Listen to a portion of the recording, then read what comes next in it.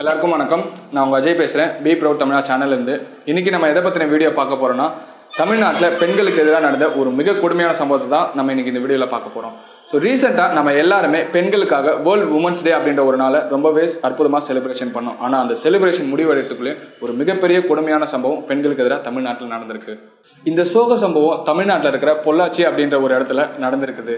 இந்த சம்பவம் எப்போ வெளிவர ஆரம்பிச்சதுன்னா, அந்த சம்பவத்தால் பாதிக்கப்பட்ட பெண் அந்த போலீஸ் ஸ்டேஷனில் கம்ப்ளைண்ட் கொடுக்குறாங்க. அப்போ தான் இந்த சம்பவம் முதல் முறையாக வெளியே வர ஆரம்பிக்குது. அந்த பொண்ணுக்கு நடந்த சோக சம்பவம் என்னன்னா, ஒரு நாள் அந்த பொண்ணுடைய ஃபேஸ்புக் அக்கௌண்ட்டுக்கு ஒரு பெண்ணுடைய ஃப்ரெண்ட் ரிக்வெஸ்ட் வருது.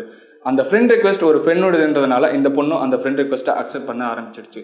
இதுக்கப்புறம் அந்த பெண்ணு கூட இந்த பொண்ணு ரொம்பவே நெருக்கமாக பழக ஆரம்பிக்கிறாங்க, ரொம்பவே நெருக்கமாகவும் பேச ஆரம்பிக்கிறாங்க. ஸோ தங்களுடைய வாழ்க்கையில் நடந்த சந்தோஷங்கள், துக்கங்கள், சோகங்கள், சம்பவங்கள் எல்லாத்தையுமே இவங்க பரிமாறிக்க ஆரம்பிக்கிறாங்க. ஸோ இந்த ஃப்ரெண்ட் ரிக்வெஸ்ட் அனுப்பின பெண் மூலியமா இன்னொரு நபர், அதாவது யாருன்னே தெரியாத ஒரு நபர் இந்த பொண்ணுக்கு பரிச்சயமாகிறாரு. இந்த பெண் மூலியமா பரிச்சயமான நபர் அந்த பெண்ணுக்கிட்ட ரொம்பவே நட்பு ரீதியாக பழக ஆரம்பிக்கிறான். நட்பு ரீதியாக பழக ஆரம்பித்தாலும் அவன் ஒரு ஆணுன்றதுனால இந்த பெண் அவங்ககிட்ட இருந்து கொஞ்சம் டிஸ்டன்ஸை மெயின்டைன் பண்ணுறாங்க.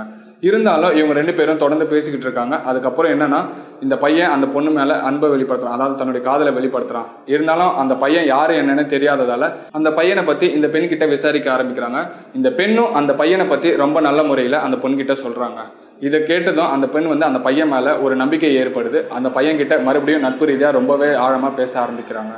பின்னால் இது ரெண்டு பேருக்கு இடையே காதலை ஏற்படுத்துது. இந்த விஷயங்கள், இந்த உரையாடல்கள் எல்லாமே பார்த்தீங்கன்னா ஃபேஸ்புக், அதாவது இந்த சோஷியல் நெட்வொர்க் மூலமா தான் பரிமாறப்படுது. ஸோ இது வரைக்குமே அவங்க யாருமே அவங்கள நேருக்கு நேராக பார்த்ததும் கிடையாது, பேசினதும் கிடையாது. இதுக்கப்புறம் தான் அந்த பொண்ணுடைய வாழ்க்கையை தலைகீழாக மாற்றி அமைக்கக்கூடிய சம்பவங்கள் ஏற்படுது. இது வரைக்கும் சோஷியல் நெட்வொர்க்கில் பரிச்சயமான அந்த பையன் நேரடியாக அந்த பொண்ணை மீட் பண்ண ஆரம்பிக்கிறான். இந்த நேரடியாக அந்த பொண்ணை மீட் பண்ணுறப்போ தன்னை ஒரு லக்ஸரியஸ்ட் மேனாக காமிக்க ஆரம்பிக்கிறான். இது எல்லாத்தையுமே பார்த்த அந்த பொண்ணு அவன் மேலே முழுமையாக நம்பிக்கை வைக்க ஆரம்பிக்குது. இதுக்கப்புறம் இவங்க ரெண்டு பேருக்குள்ள இருக்கிற நெருக்கம் அதிகமாகுது. ஒரு நாள் இவங்க ரெண்டு பேருமே வெளியில் போகிறதுக்காக முடிவெடுக்கிறாங்க. இந்த பையன் இந்த பொண்ணை ஒரு இடத்துக்கு கூட்டிகிட்டு போகிறான்.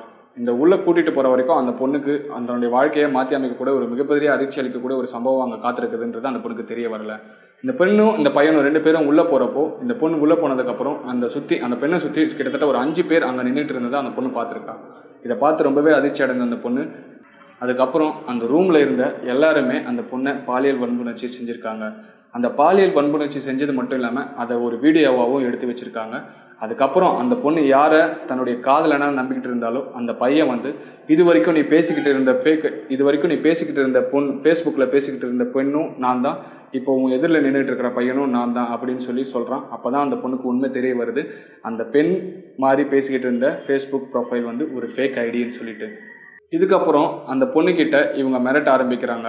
என்னென்னா, இந்த விஷயத்தை நீ வெளியில் சொன்னா இந்த வீடியோ ஃபேஸ்புக்கில் லீக் ஆகுன்ட்டும், இதுக்கப்புறம் நாங்கள் சொல்கிறது எல்லாத்தையுமே நீ செய்யணும், எனக்கு எப்போ பண உதவி தேவைப்படுதோ அப்போல்லாம் நீ பணம் கொடுக்கணும், நாங்கள் எப்போல்லாம் உன்னை கூப்பிட்றோமோ அப்போல்லாம் நீ ஆகணும்னு சொல்லி அந்த பொண்ணை ரொம்பவே மிரட்டுறாங்க.